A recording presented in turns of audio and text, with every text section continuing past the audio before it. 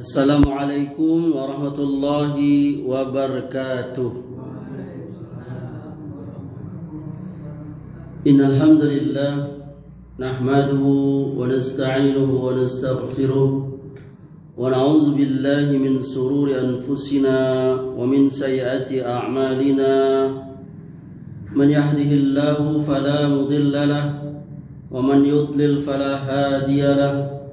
وأشهد أن لا إله إلا الله وحده لا شريك له وأشهد أن محمدا عبده ورسوله صلى الله عليه وعلى آله وسلم. يا أيها الذين آمنوا اتقوا الله حق تقاته ولا تموتن إلا وأنتم مسلمون. يا أيها الناس اتقوا ربكم الذي خلقكم من نفس واحدة وخلق منها زوجها وبث منهما رجالا كثيرا ونساء واتقوا الله الذي تساءلون به والأرحام إن الله كان عليكم رقيبا. يا أيها الذين آمنوا اتقوا الله وقولوا قولا سديدا يصلح لكم أعمالكم ويغفر لكم ذنوبكم ومن يطع الله ورسوله فقد فاز فوزا عظيما. أما بعد فإن أصدق الحديث كتاب الله وخير الهدى هدى محمد صلى الله عليه وعلى آله وسلم وشر الأمور محدثاتها فإن كل محدثة بدعة wa kullu bid'atin dhalalah wa kullu dhalalatin finnar.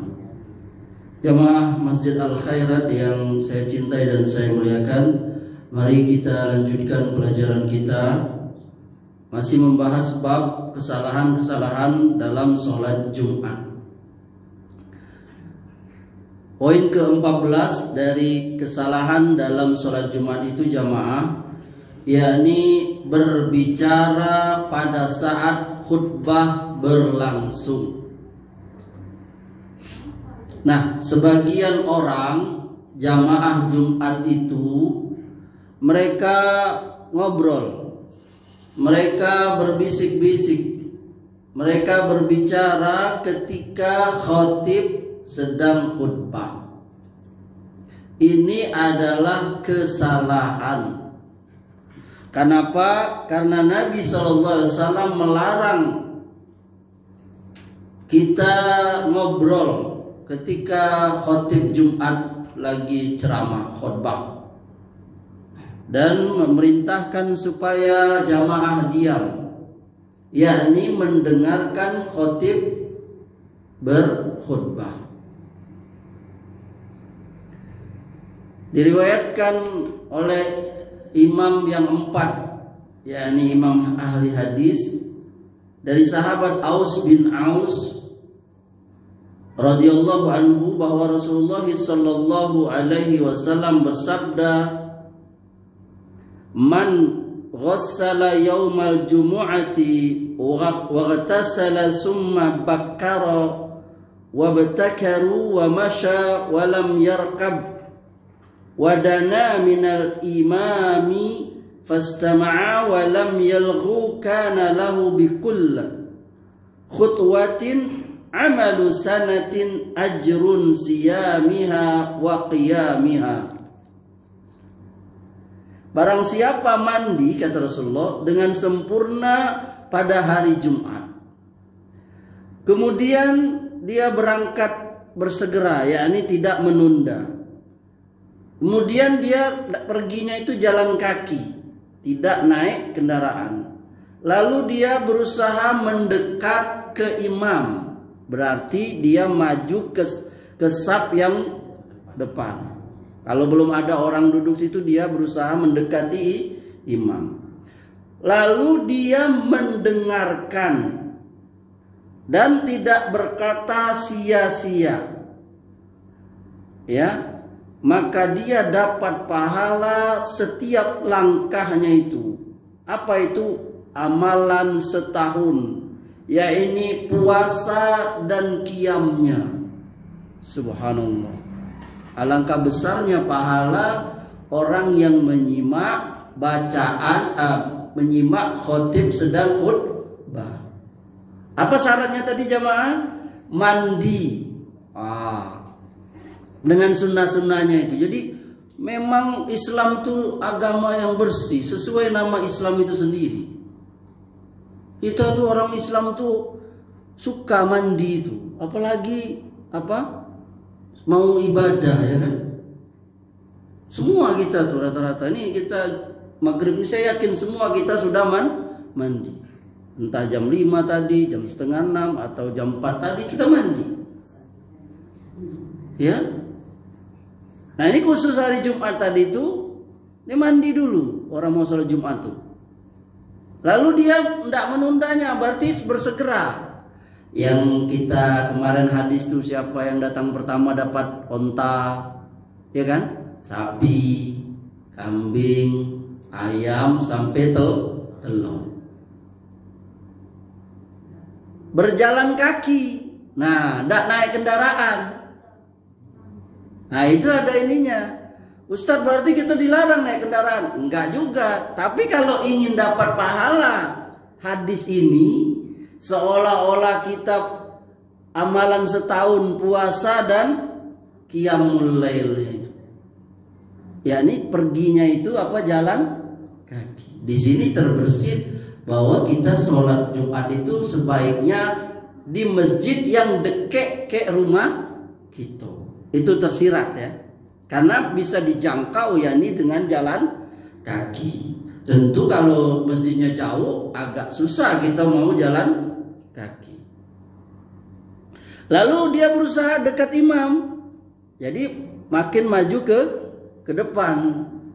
Saf mana yang masih kosong dia berusaha. Bukan dia malah di belakang nyari senderan di belakang, nyari tiang atau nyari kipas angin, ya kan? Enggak, dia berusaha depan. Mana yang kosong? Kalau ada orang sudah duluan ya nggak bisa. Dia berusaha mendekat ke imam. Lalu dia menyimaknya, yakni tidak ngobrol, tidak berkata-kata, tidak berbicara. Maka dinilailah dapat pahala setiap langkahnya itu. Alangkah banyaknya pahala orang itu. Apa itu? Amalan setahun, yakni dia seolah-olah dapat pahala orang amal setahun puasa plus qiyamul lailnya. Ini hadis sahih dikeluarkan Abu Dawud, Tirmizi, Nasa'i, Ibnu Majah. Dalam Sahihain Bukhari Muslim, Abu Hurairah radhiyallahu berkata, Rasulullah SAW bersabda, "Iza qulta li sahibika yaumal jumu'ati ansit wal imamu yakhtub faqad lagha." Kalau kamu berkata kepada kawanmu pada hari Jumat, sit, diamlah. Apa yang terjadi? Sedang imam lagi khutbah, maka ia telah sia-sia. Jadi tidak dapat pahala. Ini hadis sahih Bukhari Muslim ya. Tapi siapa yang berbicara atau melangkahi kudu orang, apa sanksinya? Pahala Jumat tidak dicatat untuknya. Ini terutama kita laki-laki ini. Dan tidak pula dapat keutamaannya itu. Jumat itu berubah bagi dia untuk jadi zuhur.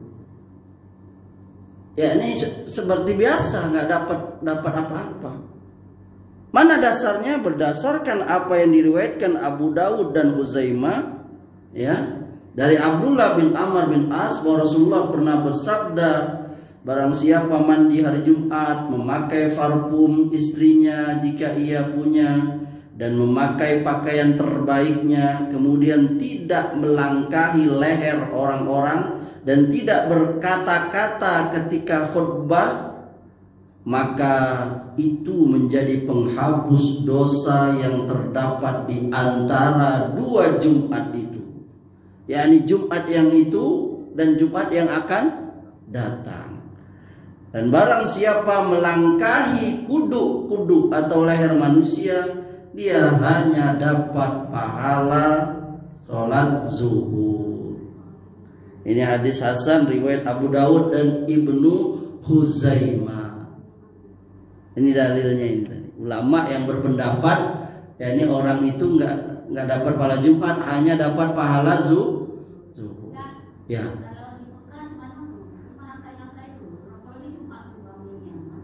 Iya, sebenarnya juga nggak di Mekah, nggak di Masjidil Haram, nggak di mana, nggak di masjid biasa. Sebenarnya nggak boleh itu melangkahi orang, lewat depan orang sholat, ya kan? Sebenarnya itu tetap juga terlarang. Tapi karena memang manusia yang banyak seperti itu dan banyak juga yang tidak mengetahuinya, sehingga mereka akibatnya melangkahi kudu orang itu. Sebenarnya nggak ada, misalnya kecuali kalau ada Nabi mengatakan kalau di Masjidil Haram tidak apa-apa melangkahi kudu orang. Nah ini maksudnya, ini larangannya itu bukan haram mutlak berdosa apa enggak, tapi maksudnya itu kalau kita ingin dapat pahala keutamaan, maka saf itu sudah tersusun dengan sempurna dan kita tidak melangkahi kudu orang. Tapi kalau sebagaimana kalau nggak salah Ayahanda dulu bertanya ya, cuman kalau kita udah lagi tempat, tempat di depan itu, nah itu sudah keadaan darurat itu. Nggak bisa lagi kita, orang nggak mau ngisi depan tuh. Sementara yang lain sudah penuh, ada kosong siko itu. Paksalah kita melangkah-langkah orang. Ya. Kalau di depan kosong gimana Ustaz? Ya itu tadi tuh. Karena kebiasaan menuju masjid itu kalau itu iya benar. Sementara nggak ada lagi tempat lainnya. Katakanlah disuruh Ustaz maju. Iya, itu akibat dari ketidakpahaman kita sunnah-sunnah Jumat itu. Makanya terjadilah itu protokol sebelum Jumat itu yang kita bahas kan. Padahal cuma mengingatkan itu aja, mohon bapak-bapak isi saf depan. Sebenarnya nggak perlu lagi kalau orang paham ya ini keutamaan tadi yang kita sebut hadisnya tadi, mengisi saf-saf depan itu. Tapi kebagian manusia dia tidak ngerti, sehingga itu tadi yang kata Mak tadi itu, hatta di Masjidil Haram juga, karena banyak orang yang awam jadi nggak ngerti. Nah, kecuali di Raudhah, karena Raudhah orang berebut kan, ya kan, yang berebut dia mau ngisi yang apa. Itu kadang juga dia ngisi yang enak dulu. Kalau lagi saya pernah lihat pas dibuka itunya tuh boleh masuk ke Raudhah tuh orang masih juga dia nyari mana tempat yang dia suka gitu. Enggak dia ngisi yang depan dulu. Nah sebenarnya sunnahnya itu ya ini kita mengisi saf terdepan itu. Walaupun tempat itu kita kurang suka misalnya. Ada orang suka di tengah ya kan, dia tidak suka di pinggir. Nah, dia nyari yang tengah itu. Nah itulah yang terjadi itu. Kecuali yang di belakang imam. Belakang imam itu memang ada orang tersendiri, biasanya wakil imam atau orang yang punya ilmu. Nah, itu lain lagi. Tapi kalau yang di sampingnya itu nggak apa-apa siapa. Nah inilah mesti kita terus kita ajar dan nggak usah berhenti kita. Ibu-ibu juga bisa ambil bagian dari melaksanakan sunnah ini kepada anaknya, cucu-cucunya, yang laki-laki yang suruh sholat dari kecil itu diajar, suruh ke masjid, lalu mengisi saf terdepan. Ya. Yang ke-15 kesalahan sholat Jumat ini menjalankan kotak amal padahal khotib khutbah sedang berlangsung. Ini sebenarnya keliru ini. Kenapa kita pas khotib khutbah beredar pula itu celengan itu. Ini saya kasih masukan nih kepada kita pengurus masjid. Saya terus terang saya kasih tahu. Kalau saya sebagai pengurus masjid, saya kasih mau dijalankan apa enggak ya ini. Enggak boleh. Kita tuh enggak boleh orang kaum muslimin jamaah Jumat tuh terganggu dengan apa saja. Ketika khotib sedang menyampaikan khutbahnya itu enggak boleh diganggu dengan apa saja. Termasuk kotak itu. Kotak itu mengganggu itu. Tapi belum ini, Ustaz. Hah? Ya belum banyak orangnya. Iya, tak banyak. Kan sebelum itu kan ramai kalau mau dijalankan. Iya, itu sebenarnya alasan yang bisa dicari-cari itu. Kenapa? Kalau orang sudah punya niat untuk memberikan infak ke masjid itu kan nggak perlu nunggu lewat depan dia. Itu bisa depan. Iya, dia bisa sembunyi-sembunyi taruh saja ya kan. Kenapa itu terjadi? Karena sudah terbiasa dilayani tadi itu. Sehingga tunggu kotak lewat. Kalau dia sudah punya niat, dia masuk masjid langsung aja dia kasih ya kan. Pengurus masjid juga tekniknya mungkin dia taruh kotak itu di depan pintu. Tapi kadang pengurus masjid juga sengaja. Alasannya kata antum tadi. Belum banyak kan. Ya ini orang belum banyak. Sehingga maaf nih ya, boleh jadi juga sebagian orang jadi nggak enak. Lewat depan dia masa udah ngasih. Ya kan? Akhirnya keluarlah itu dompet. Ya kita nggak menghina atau orang itu terpaksa ngasih, enggak. Ya boleh saja orang terpaksa atau nggak terpaksa ya dia udah infak, enggak.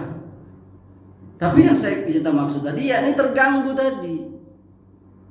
Anda belum pernah lihat, kalau saya pernah lihat di Sunda itu, di kampung istri saya Sukabumi. Itu kotak amalnya itu dibuat kayak mobilnya. Mobilnya nih Bunda, mobil. Waktu itu mobil apa ya lupa, saya mobil kayak mobil apa namanya yang bawa minyak bensin tuh. Mobil tangki itu. Jadi tangkinya itulah ada bolong di atas itu. Dia benar-benar dibuat, ada sopirnya. Sampai anak saya yang pertama waktu masih umur 5 tahun. Ayah, bim. Benar-benar itu ada rodanya. Ada lagi saya lihat masjid lain tuh dibuatnya kotak amalnya itu seperti yang untuk angkat mayat tuh keranda. Dibuat persisnya, ada tutup hijaunya itu yang tulisan la ilaha illallah Muhammad Rasulullahnya. Ada nama untuk ngikulnya tuh kayu kita keluar di depan belakang tuh. Bener-bener ini. Cuman dikasih roda. Cuman dikasihlah ingat ini akan bermanfaat saat Anda meninggal. Jadi itu iya kreatif. Tapi itu mengganggu, nggak boleh itu. Itu mengganggu kan?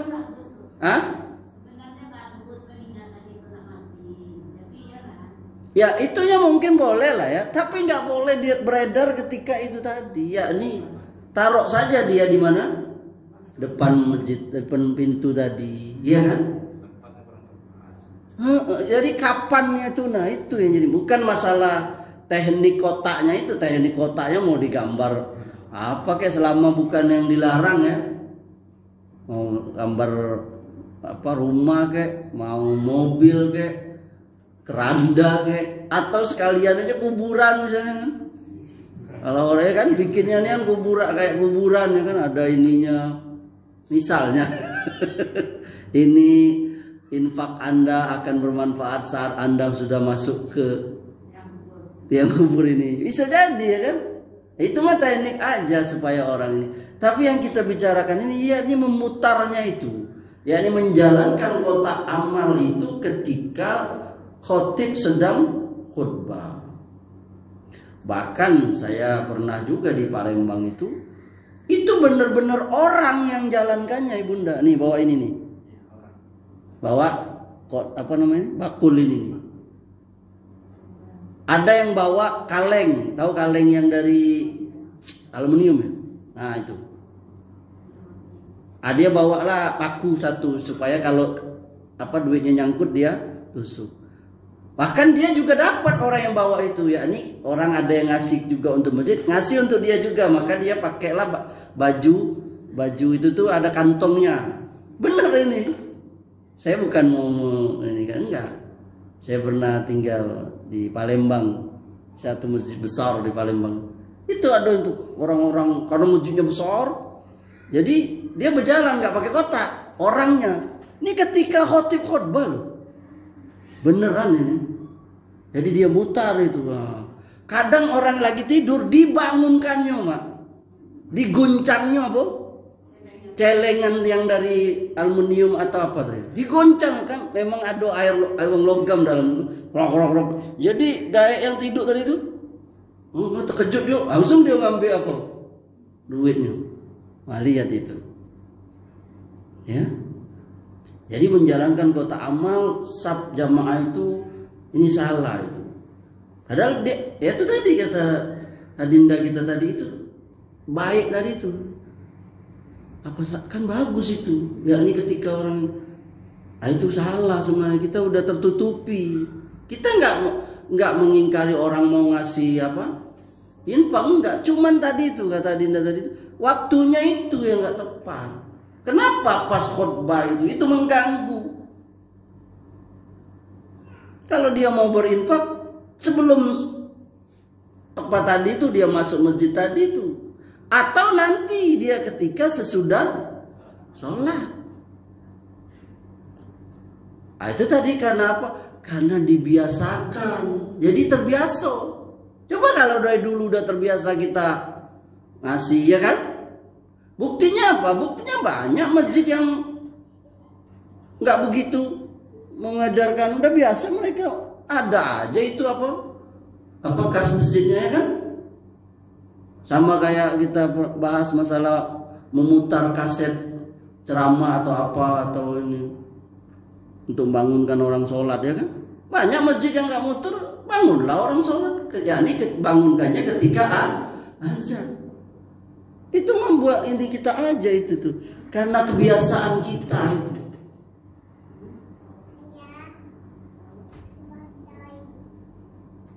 Bahkan diceritakan oleh Syekh ini, Wahid Abdul Salam Bali ini, di tempat beliau itu ada orang bawa air lagi, bayangkan, bawa air gitu. Ya ini ngasih minum jemaah sama kayak udah kasih dia. Tapi ketika khutbah Imam Muslim rahimahullah meriwayatkan dalam sahihnya dari Abu Hurairah radhiyallahu anhu, Rasulullah bersabda, "Man massal hasa faqad lagha." Barang siapa mengusap-usap kerikil maka sia-sialah itu Jumatnya itu. Ini hadis sahih riwayat Muslim. Kalau mengusap-usap kerikil masjid dan tikarnya itu saja dianggap sia-sia, bagaimana lagi orang yang berdiri dari tempatnya bawa kota amal tadi itu, mendekati jamaah satu-satu, ya. Bagaimana juga orang-orang yang mencari duit di sakunya itu untuk keluar. Kalau sekedar ngusap kerikil saja tuh nggak boleh. Main-mainin tikar tuh nggak boleh. Iya, kalau ngelintir-ngelintir ujung baju, ngumpulin pasir-pasir di sejadah kalau gitu gini kan, nggak usah itu. Kita fokus, ya ini mendengar khotib sedang khutbah. Kenapa? Karena dua khutbah itu pengganti 2 rakaat sholat, ya ini sholat zuhur itu. Dan Nabi melarangnya.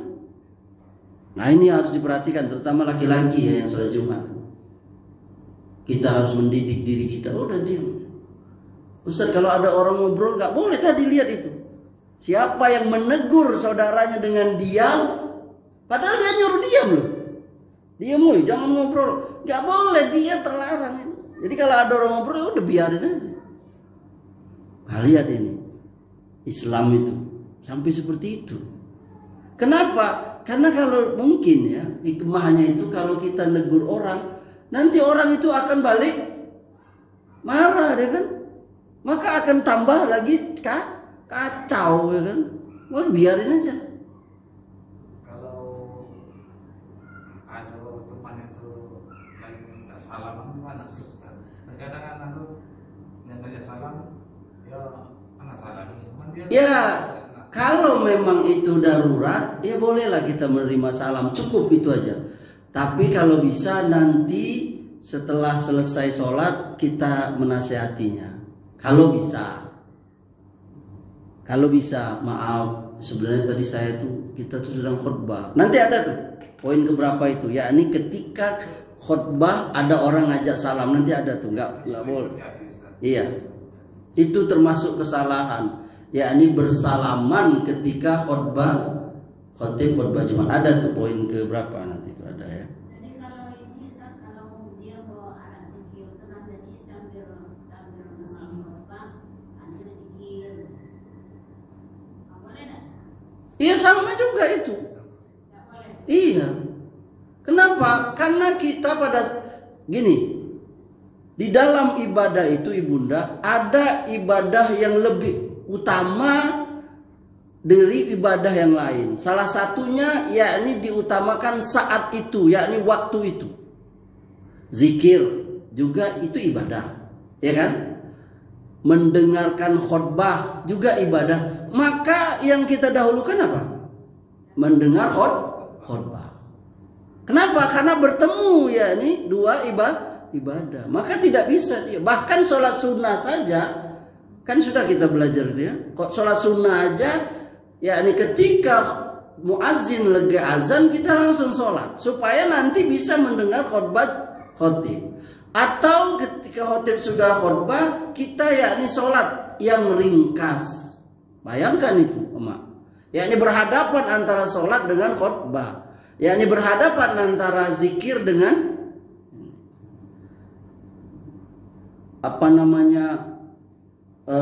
bahkan ya, ini supaya kita paham ya, kalau dalam satu waktu bertemu dua ibadah, maka kita mencari ibadah yang lebih utama. Sholat itu utama. Tapi kalau bertemu antara sholat sunat dengan panggilan orang tua kita, bagaimana sholat kita? Kita sedang sholat sunat, lalu bertemu di panggilan orang tua kita, yakni mak kita. Padahal kita sedang sholat, bertemu dua ibadah itu, yakni kita mengutamakan yakni panggilan mak kita. Kenapa? Karena itu wajib. Kiaskanlah nanti dengan yang lainnya. Kalau bertemu dua ibadah, 3 bahkan lebih, kita cari yang lebih utama dalam kondisi yang sama, waktu yang sama, bahkan mungkin tempat yang sama. Sholat sunat itu sunat. Tapi ketika ada tamu di rumah, gimana? Bertemu itu, kita sholat sunat terus atau kita layani tamu? Kenapa? Karena ini yang lebih utama pada saat itu, yakni melayani tamu. Dalam Islam tamu itu dihormati. Padahal kita sholat, yakni kita tidak teruskan sholat sunat tadi, yakni karena ada tamu, kita stop dulu sholatnya. Paham ya maksudnya? Sholatnya itu kita selesaikan karena ada tamu. Pak, ada tamu pak. Oh iyalah, kita lagi duha padahal kan? Apa kita langsung aja? Sudah selesai duha dulu? Enggak. Lebih utama kita tinggalkan, yakni karena menerima tamu tadi. Kita harus pandai-pandai nih, mana keutamaan dari 2 atau 3 atau 4 keutamaan, mana yang kita lebih dahulukan. Gitu. Kalau bertemu itu, bahkan khotib Jumat, dia khutbah itu bahkan rukun, bahkan kewajiban dia untuk khutbah ceramah. Ketika bertemu dengan yang lebih utama, yakni ketika dia khutbah ada anak yang mau masuk sumur, atau ada orang tua buta mau masuk ke dia di situ menetap khutbahnya itu maaf itu anaknya mau itu, boleh nggak? Boleh. Kenapa? Karena ada yang lebih utama pada saat itu, yakni memperingatkan orang ada anak mau masuk sumur. Nah, sama seperti tadi itu. Yakni ketika zikir itu, ya, itu ajaran Islam. Tapi ketika dia bertemu dengan mendengarkan khutbah khatib, maka kalah dia. Kenapa? Karena zikir itu sunat, mendengar khutbah Jumat khatib itu wajib. Yang ke-16, meminta-minta pada saat khutbah. Sebagian masjid kita lihat ada anak-anak miskin yang dia memang diutus oleh keluarganya itu untuk minta-minta pada khutbah, meraba-raba ini. Tapi kalau di tempat kita nggak ada ya. Itu masjid-masjid di luar itu ya. Yang ke-17, membaca sholawat Nabi dengan keras pada saat khutbah berlangsung. Jadi ketika khotibnya menyebut nama Nabi lalu ada jamaah itu sallallahu. Jadi padahal khotibnya sedang khutbah, ini nggak ada sunnahnya. Jadi sengaja dia mengeraskan suara sallallahu alaihi wasallam. Ya, ini ketika dia mendengar khotib menyebut nama Nabi Muhammad sallallahu alaihi wasallam. Dia boleh saja sholawat, tapi tidak dengan jahar, mengeraskan suara. Cukup dengan suara yang sir. Sallallahu alaihi wasallam. Tapi ada beberapa orang itu yang dia mengganggu, bahkan mengganggu orang sebelah. Iya kan? Nah, coba lihat. Apalagi kok tarawih, ya subhanallah. Jadi gimana ya? Sekarang tuh jadi rancu gitu, terbalik. Orang menganggap itulah yang bagus sholat tarawih itu. Iya kan? Kenapa? Karena jadi semangat katanya. Bahkan saya pernah lihat di YouTube itu yang sampai teriak, wow, sampai gitu. Jamaahnya itu sampai kayak orang kerasukan gitu. Wow, ya Allah. Kenapa? Karena sudah ada Bilal atau apa namanya yang tukang tarawih rahimakumullah gitu kan? Apalah dia menyebut dia kan? Nah, ini sebenarnya kalau ditimbang dengan sunnah nggak ada. Sama seperti kita sholat, udah sholat aja terus, sholat lagi, udah. Paling juga kalau mau ngingatin ya kata mungkin imamnya witir ya, sekedar itu aja. Iya kan? Nggak ada yang pakai ada petugas khusus. Apalagi menyebut Umar, Abu Bakar dulu ya kan? Radhiyallahu anhu. Gitu kan? Saya ingat semua kita lah. Waktu kecil gitu ya, Maya. Hampir semua masjid lah di Indonesia ini. Tapi setelah kita belajar, ternyata nggak ada gitu. Walaupun sebagian orang menganggap tadi itu ya ini semua semangat, tapi nggak ada khusyuknya itu. Belum lagi kalau anak-anak yang berisik itu nggak ada. Sholawat itu bukan seperti itu. Sholawat itu diucapkan dengan suara yang lembut. 18, mengucapkan kata-kata istihsan, komentar kagum pada saat khutbah berlangsung. Jadi ketika mungkin dianggap khutbahnya itu khotibnya tuh mungkin orator bagus sehingga iya benar, masya Allah, nggak boleh itu, nggak boleh seperti itu. Ini kesalahan. Kenapa? Karena itu dapat mengganggu orang lain. Udah cukup aja, diam aja. Walaupun itu membuat dia kagum tadi. Karena ada masya Allah, adik ini ceramah khutbah kan? Nah itu. Ya kan?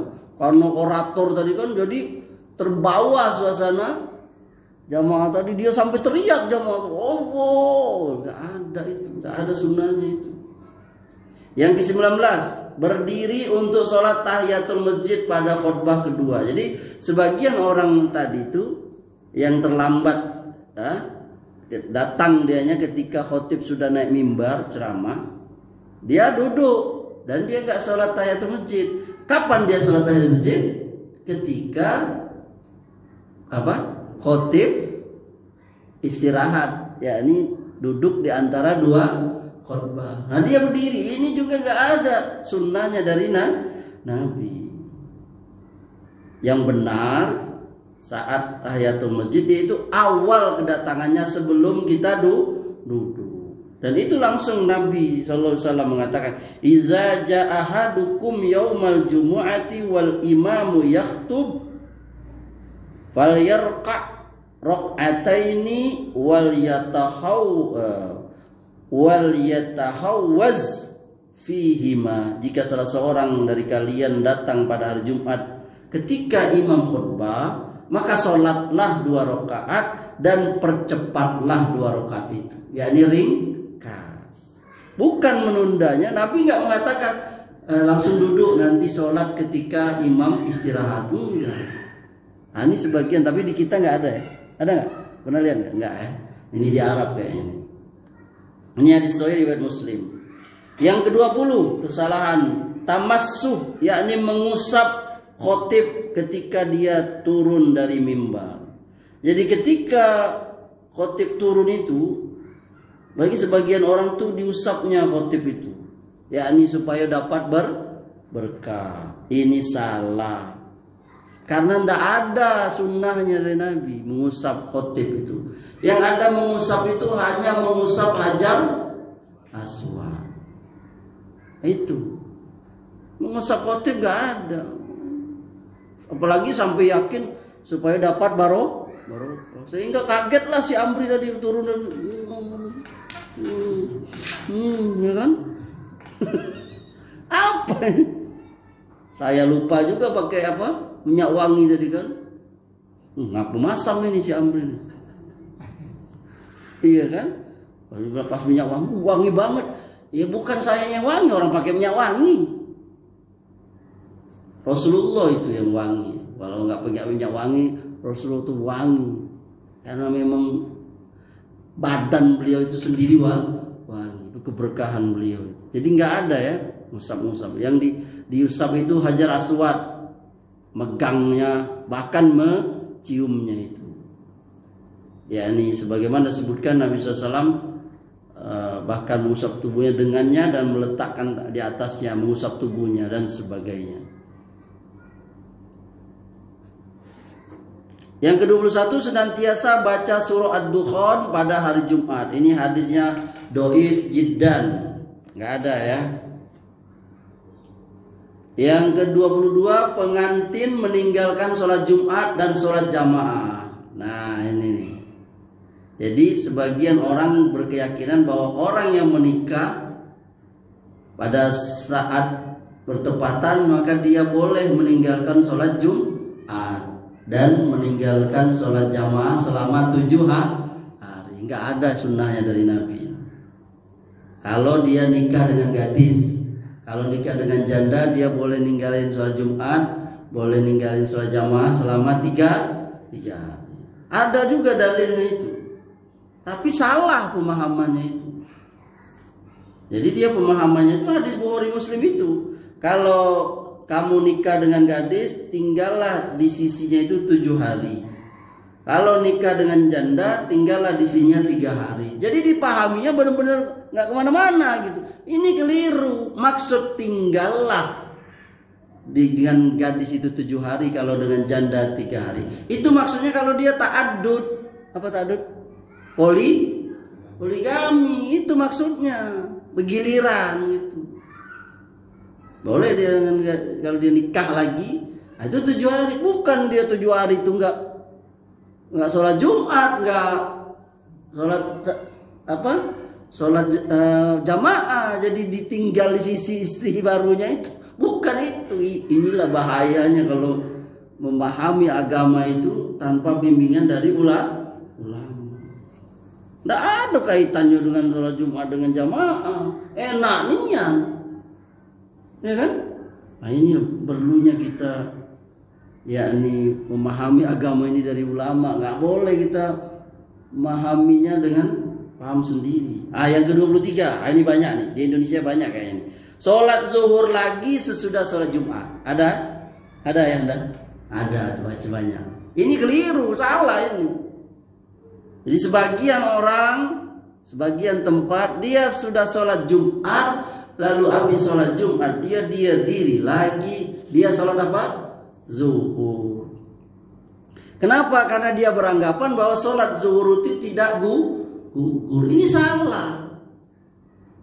Sholat zuhur itu gugur, yakni ketika seseorang sudah sholat Jumat. Ya, ini salah ya.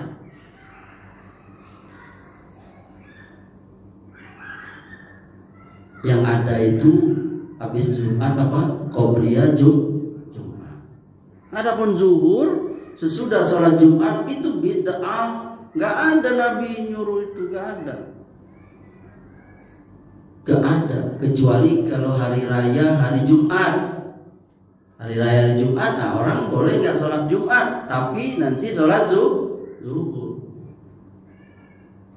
Kalau bertemu dua hari raya, yakni hari raya itu bertepatan hari Jumat, maka seseorang boleh dia nggak Jumat, tapi dia tetap sholat zuhur. Adapun Jumat saja, maka dia sesudah itu nggak ada sholat zuhur sudah. Perempuan Ustadz, iya perempuan juga kalau dia sudah sholat Jumat. Misalnya ada perempuan boleh nggak sholat Jumat, ibu-ibu? Boleh, tapi tidak wajib. Maka kalau perempuan sudah ikut sholat Jumat, maka dia tidak lagi ngulang zuhur. Jadi hari Jumat itu, sholat Jumat itu pengganti sholat zuhur. Nah, itu Al-Imam Asy-Syukairi rahimahullah, beliau mengatakan sholat zuhur sesudah sholat Jumat ini adalah bid'ah. Ini beliau menyebutkannya di kitabnya Sunan Al-Mubtadi'at halaman 162. Barangkali ini yang bisa kita sampaikan, sudah masuk waktu Isya. Semoga Allah Subhanahu wa taala memberikan pemahaman kepada kita. Ini berapa pertemuan lagi ya? Sebelum 2 pertemuan lagi kita masuk Ramadan. Semoga Allah berikan kita kesehatan dan panjangkan umur kita. Semoga kita bertemu dengan bulan Ramadan agar kita dapat menambah ibadah kita kepada Allah Subhanahu wa taala. Amin ya rabbal alamin. Subhanakallahumma wa bihamdika asyhadu an la ilaha illa anta astaghfiruka wa atubu ilaik. Assalamualaikum warahmatullahi